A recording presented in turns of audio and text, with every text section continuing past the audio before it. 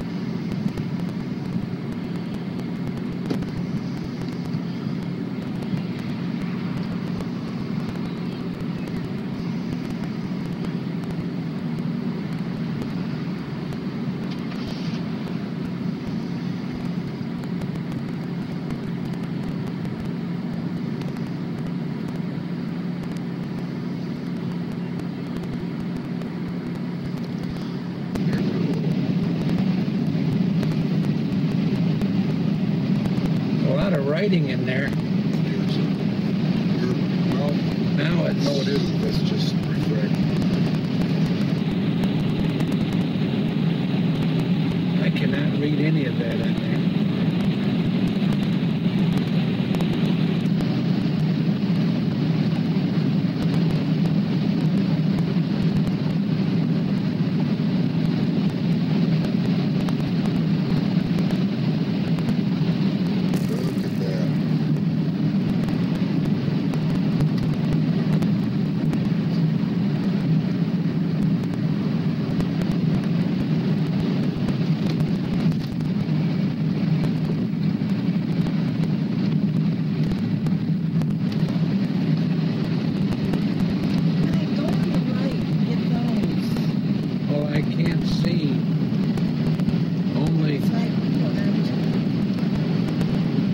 I don't know what's out on the right when I'm looking through here. How far in do you have it? The wide angle? I don't. All I got is close and far away thing. Where's the wide angle? That little...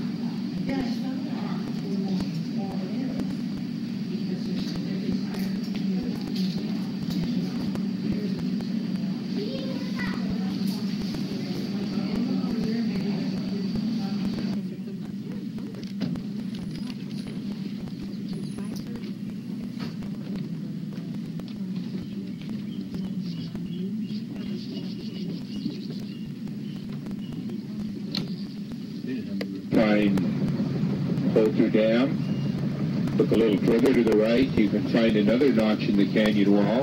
That's where the Missouri runs into this canyon. If you go upstream about 6 miles, you come to Hauser Dam. 22 miles, Canyon Ferry Dam. 80 miles upstream is Three Forks, Montana. That's where the Madison, Jefferson, and Gallatin rivers come together to form the mighty Missouri. The actual headwaters are a bit further upstream, a place called the Red Rock Lake area outside of Yellowstone National Park. That's the headwaters of the Jefferson River. The Missouri-Mississippi River system, the two rivers taken together, are the longest river system in the world, 4,221 miles, about 200 miles longer than the Nile River system in Africa. That's not as long as our trip is going to be. The Missouri all by itself is the longest river system in North America. What are you If you look doing? behind the boat, interesting character. Yes. He was a captain in the militia during the Indian uprisings in Montana and southern Minnesota. In 1867, he loaded his family aboard a prairie schooner, carried a wagon train along with 23 other families and 150 miners, and headed for the Montana Territory. When he got to Pickney Pear Valley, he tried mining, but like so many of the miners, he found that didn't pan out.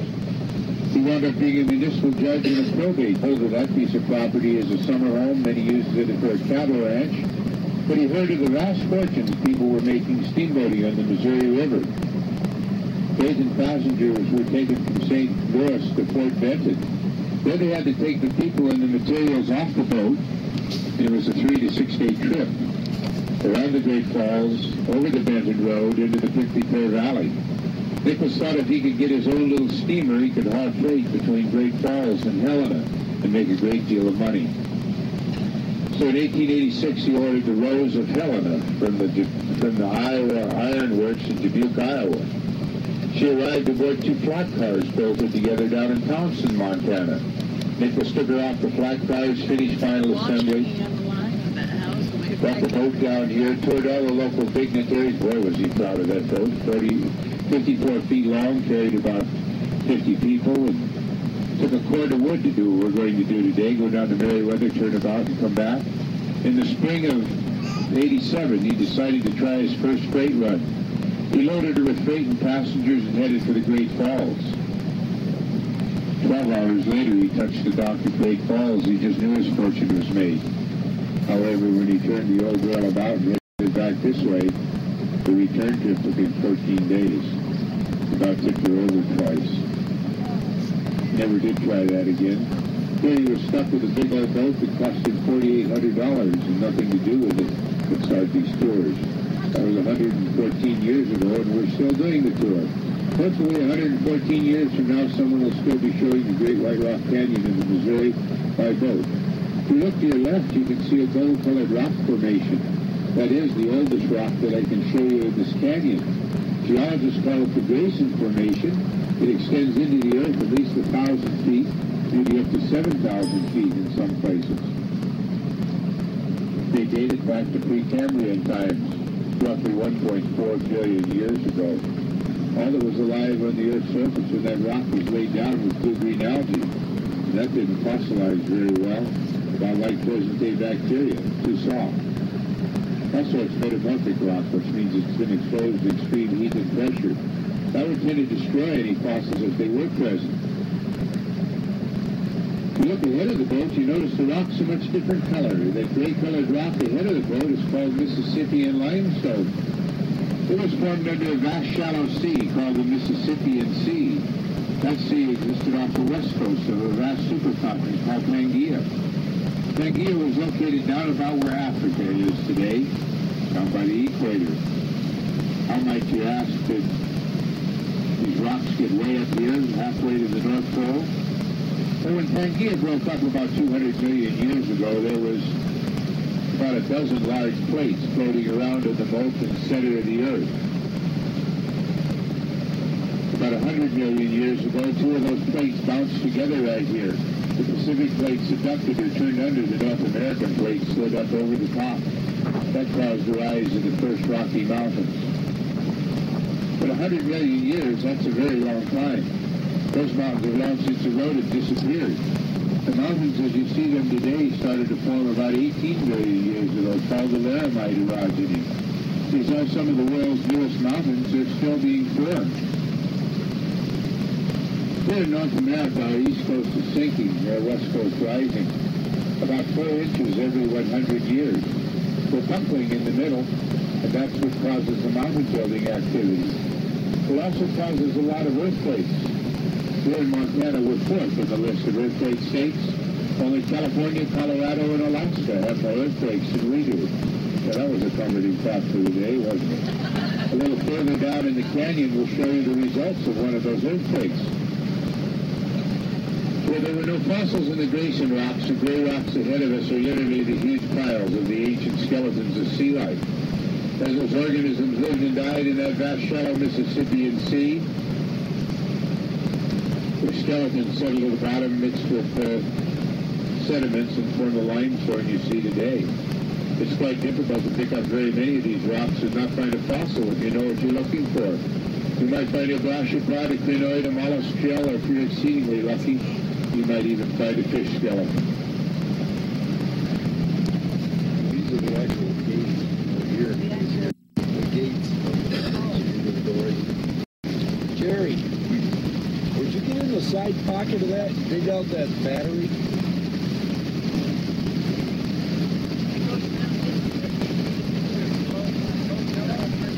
There you go. Thank you. Do what? Are we going to go down there? Yeah, we'll be heading down that way. Yep.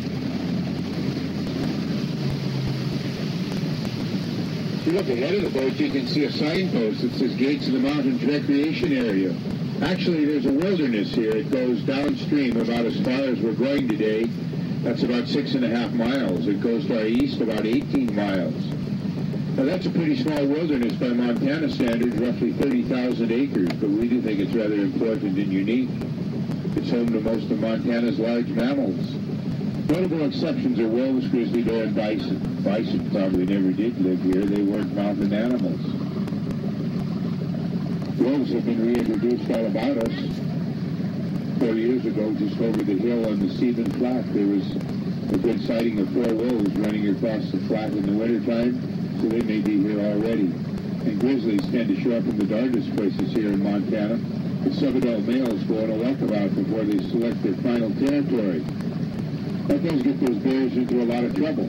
They even wind up in downtown Shoto, Montana, where they wandered out of the Bob Marshall Wilderness. Charter schools are a little different. They have fire drills every fall, just like the rest of the schools, but they also have bear drills for a very good reason.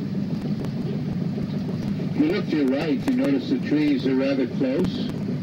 They're short-needled, and there's not much grass under them. That's very typical of the kind of vegetation we find in this canyon where it's quite moist. Those are Douglas fir trees for the most part. We find them on the west-facing and the north-facing slopes. If you look to your left, you'll notice the trees are widely scattered. They're longer needled, and in the flat places, at least, there's a lot of grass. That's more typical of the dryland vegetation. The ponderosa pines have an advantage where it's drier. This canyon's never been glaciated, but it has been exposed to glacial flooding. The last glacier came down about as far as Great Falls. There it formed a huge ice dam. The whole upper Missouri River valley filled with water. When that ice dam melted, there was a huge rush of water that came roaring through this canyon. It probably lasted only 48 hours, 2 days, but during that huge glacial flood, many of the features you see in the canyon were literally melted out of the limestone. Little things like this little cave you see over to your right. That's a Native American rock shelter. Archaeologists and anthropologists noticed a smoke stain on the ceiling of that cave. They went in there and scratched them out. They found artifacts in there they could date back hundreds, even thousands of years. We don't think Native Americans lived in those caves. They simply used them as a rock shelter. When they were caught by inclement weather, they would build a fire at the mouth of the cave, sit in the back of the cave, wait till the weather got better, and go about their business. Their more important residences were teepees. And we find a teepee rings about a quarter mile away from the river. Now that puzzled people for quite some time until they read the Lewis and Clark journals. In those journals, the voyagers were beleaguered by mosquitoes, bothered so much that they spelled mosquitoes 17 different ways. I think they had a name or two that they didn't write down. Mountain goats were introduced into this canyon in the 1950s. They brought 51 goats down here from up by Glacier Park. They didn't know how well those goats would do in this low wilderness. They've done quite well. We have at least 100 goats living over on the right-hand side. They've even managed to get across to the left-hand side.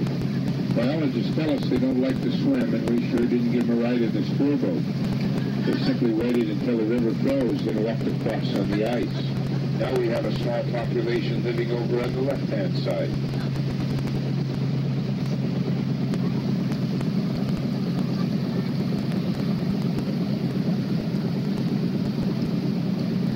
If you see some of the goats and I miss them, you holler, we'll stop the boat and take a look. If you look to your right, you can see some orange material growing on the canyon wall. That orange material is called lichen, and it serves a couple of important roles in the canyon. The first one is that of soil builder. The lichen is really a fungus and an algae living together. The fungus provides support, gathers water and minerals. The algae carries on photosynthesis. As they live on that canyon wall, they give off a weak acid. That causes the rock to crumble. When the rock crumbles, the lichen dies, adds a little humus to the mix. Now we have a primitive soil. Plants can get a root hold. The other thing that the lichen does is feed the goats in the wintertime. But that is a mixed blessing. The goats do get a high-energy food, scraping that lichen off the rock. But they wear their teeth away, scraping the lichen away. They only live 10 to 12 years, and then they'll be so weak that they may fall easy prey to their major predator, the mountain lion, because they aren't eating properly, or they'll be very weak and fall off a goat trail like this orange trace you see running up the mountainside to our right. When I started working here 7 years ago, Craig, one of the other skippers, told me that was a goat trail, and I said, sure it is. It is. I've seen them up there many times. If you look to your left, you can see two large oval openings in the canyon wall. Those are the openings to the largest cave that we found in this canyon to date. Spelunkers or cave explorers can enter the lower left-hand opening, go back into the earth approximately 100 feet with a hard horseshoe bend to the right, and use the upper right-hand opening as their exit. This is the same Mississippian limestone that the Wilson Park caverns are found in, about 100 miles south of here on the Jefferson River. It's called the Madison Formation, and it is a Mississippian limestone. That's a pretty puny cave compared to the Wilson Park caverns, but some people who explore caves expect to find bigger ones in this canyon with a little further exploration.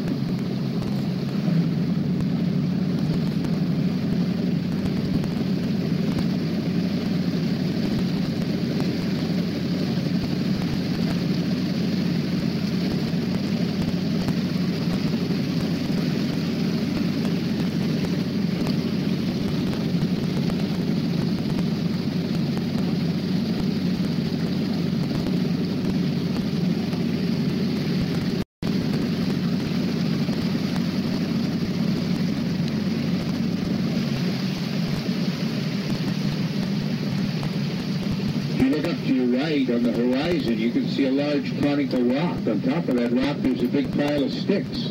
That big pile of sticks is an osprey nest. Ospreys tend to use the same nest year after year. They sort of keep nests the way my kids used to keep house. They nest in that pile of sticks, make a mess, come back the next year, pile a few sticks on top of the mess, and use it again. The double-crested cormorant flying by on the left. That particular nest has been used at least 20 times, and it's 4.5 feet deep and 12 feet across. Ospreys were in trouble 25 years ago. We'd been using DDT as a pesticide. That DDT got into the water, made its way through the food chain, and so when ospreys ate fish, they got so much DDT that their shell glands didn't work. They laid thin-shelled eggs. The mom walked on the egg to turn the egg would crumble. Those simply wouldn't hatch. We quit using DDT as a pesticide. Now our birds of prey are doing far better.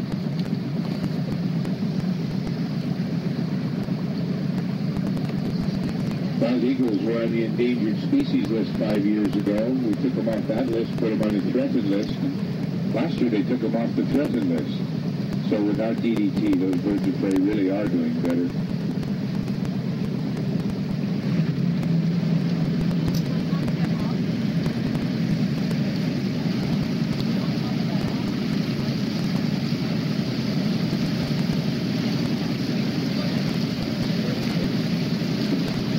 In the area, geologists would call it gold. Here the layers of limestone rock that were laid down horizontally have been pitched and tumbled, so now they're vertical. The area to our left has a rather unique local name. If you look on the second bump of rock just in front of the boat to the left, you can see a dead tree. That dead tree used to have 3 branches. People thought it looked like Neptune's trident or the devil's pitchfork. The area to our left is called the Devil's Slide.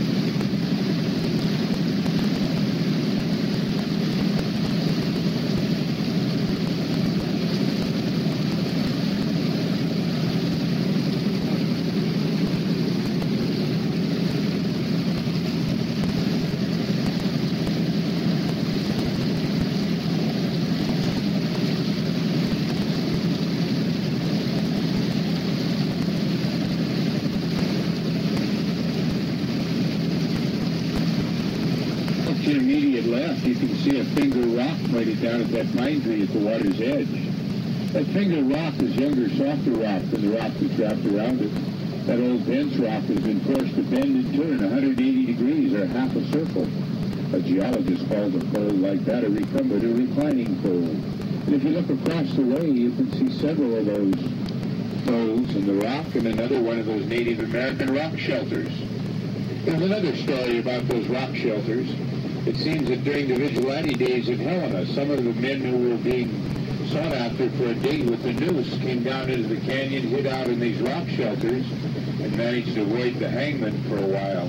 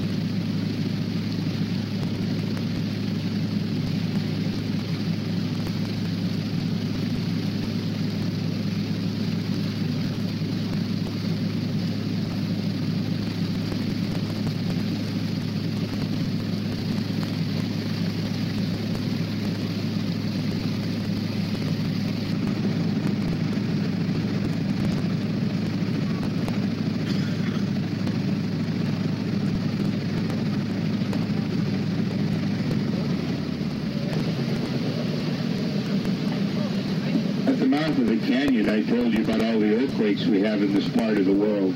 If you look up this big box canyon to our right, you can see the results of one of those earthquakes. Up there by the horizon, you can see a rough crescent. Below that, a well-timbered knob. That well-timbered knob used to be hooked onto the rest of the mountain. That is until about 200 years ago.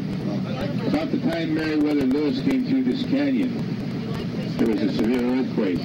The whole end of that mountain slid away. It's hard to see how big that earth slide is from down here in the water, but when you go back to the freeway, when you go through the Hilger Ranch and across the cattle guard, Look back this direction. You'll be able to see that's a big piece of real estate. Geologists tell us that the magnitude of that quake was 5 times the magnitude of the quake which caused Quake Lake outside of Yellowstone National Park back in the 1950s. I think if we have another earthquake like that, I want to be somewhere safe, like Seattle or San Francisco. If you look to your left, you can see a large flat area. That is called Hunter's Flat. It got its name during the Helena Gold Rush. It seems that if those miners wanted to eat meat, they had to send out hunters. There wasn't a well-established cattle industry in this part of Montana. The hunters would come out from the gulch and stop at the Hilger Ranch. There they'd rent an old flat-bottom boat the Hilgers had called Old Reliable. They'd float down into the canyon we just came through and go hunting. Their primary quarry was an animal called the Audubon sheep, a subspecies of the Rocky Mountain bighorn. There was a riverine subspecies which made it like to live along the rivers. That made it easy prey for the hunters. The hunters would shoot the animals off the cliff, bring them down to the boat, then float the boat down to this flat. Here they'd be met by other hunters who came over the hill from the Hilger Ranch with a buckboard. There was a primitive trail over that hill. They'd load the meat on the buckboard, throw the boat on top, take the boat back to the Hilgers, and then continue on to the gulch with the meat where they sold it to the miners. They probably did a little better financially than a lot of those miners. However, they did a little too good on the Audubon. By 1920, there were no Audubon sheep left. All we have left that shows those animals ever existed are 5 mounts. There's a mount in Miles City, a mount in Glasgow, both in bars.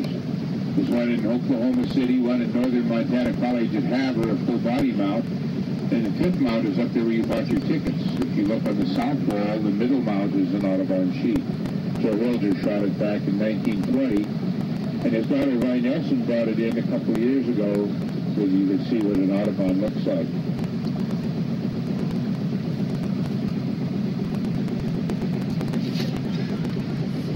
If you look in front of the boat over to the right, you can see a signpost. That little signpost says Fields Gulch. When Meriwether Lewis came through this canyon, he named that big box canyon for Joe and Reuben Fields, 2 brothers, 2 voyagers who did a lot of the hunting for the expedition. I also believe that's where the voyagers stopped the night of July 19th, 1805. If you read the journals carefully, it said they traveled 3.5 miles and camped on the larboard or left side. That would be right there. I don't think many of us would have been very eager to sign up for that expedition back in 1803. They didn't know where they were going or how they were going to get there, even if they were going to get there or get home.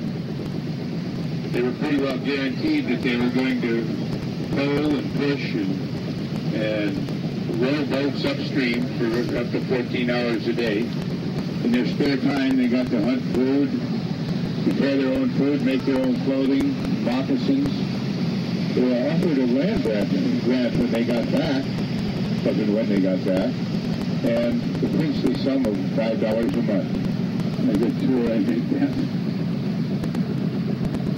And tips. When Meriwether came through this canyon, he was very impressed with these canyon walls. He thought they were ominous and about to fall in on the voyagers. He estimated their height at up to 1,200 feet, and that's pretty close in some places. And he made a bit of a mistake. He marveled at how this river could cut through these marble or granite cliffs. If you look at these rocks, you wonder what in the world he was talking about, marble or granite. They're limestone. They're much too light colored for marble or granite. How could he make such a mistake? Well, if you look back in the journals, you find it was late at night on a wet, dreary day when he came through here. When these rocks get very wet, they turn dark gray, almost black. So that wouldn't be much of a mistake after all. I'm going to take you in very close to the cliff. If you peek up around the curtain, I think you can see what he was writing about.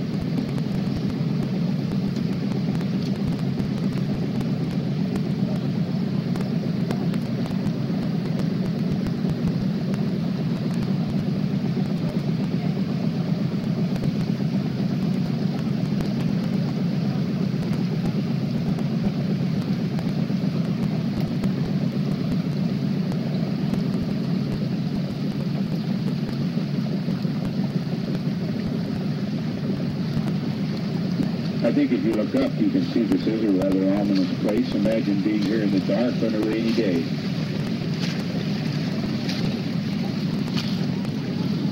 Wow, look at that up there.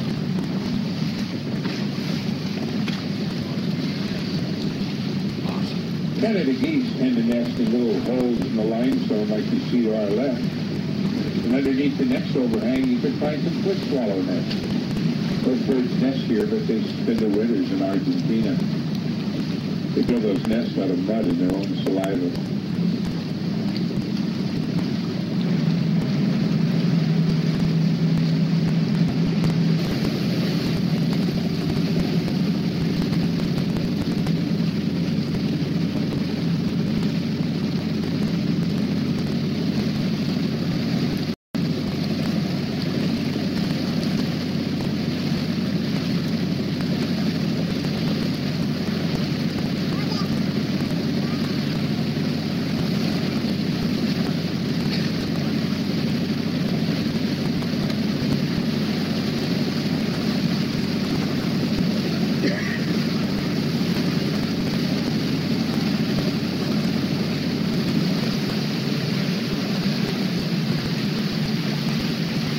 As long as we've been doing these tours, right about here we turn the boat hard to the starboard.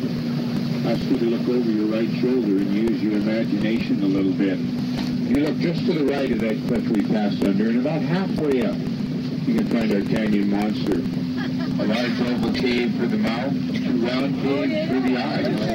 The monster's left eye looks like it's dripping tears. Oh, wow. 4 summers ago, I had a mother along with a little boy, maybe 4 years old. I pointed out the canyon monster. The little boy looked up at his mother and said, "Mom, that's what happens when you don't brush your teeth."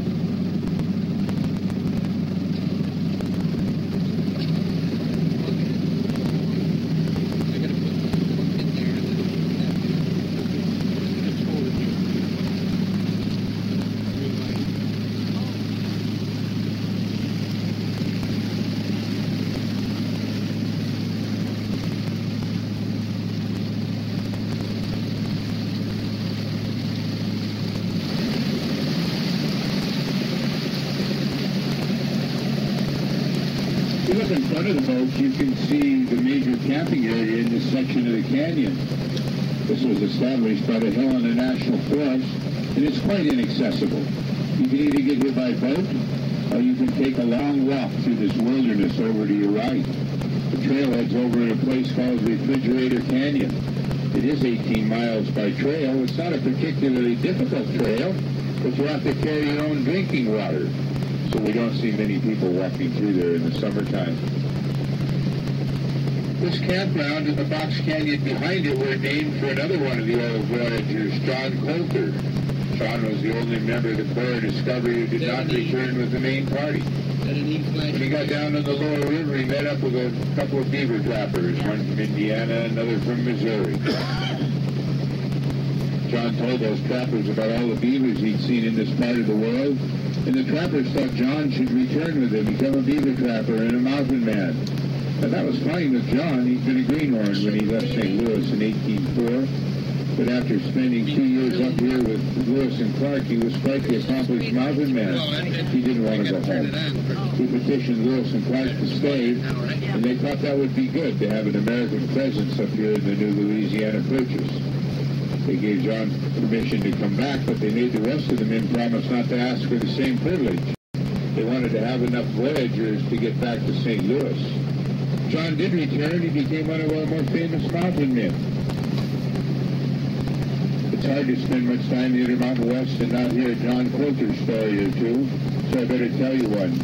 It seems that John Coulter and John Potts, another one of the old voyagers, were training and trapping for a man by the name of Manuel Lisa out of Fort Lisa. down where the Bighorn runs into the Yellowstone. When they got over by Three Forks, Montana, they met up with the Blackfeet. The Blackfeet didn't like those two trappers, and John Potts made a bad mistake. He shot one of the Blackfeet. When the Blackfeet caught the two trappers, they immediately killed John Potts. Then they asked John Pilger, could he run fast? Of course he said no. Didn't always tell the truth, and the Blackfeet knew that. So they partially scalped John, took his moccasins, took his clothes, turned him loose. Thought he'd be easy to catch as he went running across the prairie. John fooled him. He ran fast and far. He managed to elude all the Blackfeet for one. When that guy caught up with him, John took the spear away from him, stabbed him with his own spear. John continued on, got over the edge of the Jefferson River, where he hid under a pile of driftwood and managed to elude all the rest of the Blackfeet. At least that's what he said 7 days later when he wandered back into Fort Lisa. He was still pretty befuddled from being hit on the head, full of prickly cactus spines, and oh my, was he sunburned, but very much alive. If you look up this box canyon to our left, you can see the largest land bridge that I can show you from the water. If you wonder how wide that arch is, if we could get this whole boat up there and turn it sideways, it would slide underneath that arch with 2 feet to spare. That's a 52-foot arch, and we've got a 50-foot boat. If you keep looking at the upper left-hand corner of that arch as we go sliding downstream, you should be able to see some of that great gray Montana sky underneath that upper left-hand corner. Right up there by those turkey vultures. There's that sky.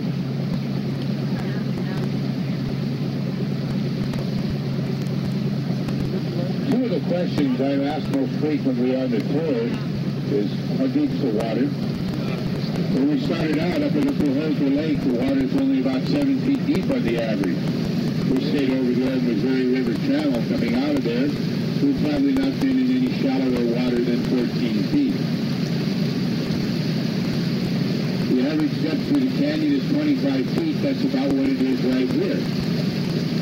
The deepest water we'll be over today is about 40 feet. The water gets progressively deeper until down at Coulter Dam there's 120 feet of water. The other question I'm asked very frequently is what kind of fish are in the water. There are quite a few platted rainbow trout, but very few native rainbow trout. A few brown trout, a few landlocked sockeye salmon, we call them kokanee. And probably the most popular fishery is the walleye perch fishery. There are some very nice walleyes in this reservoir. There are also some mountain whitefish, some cloud suckers, and sulphur.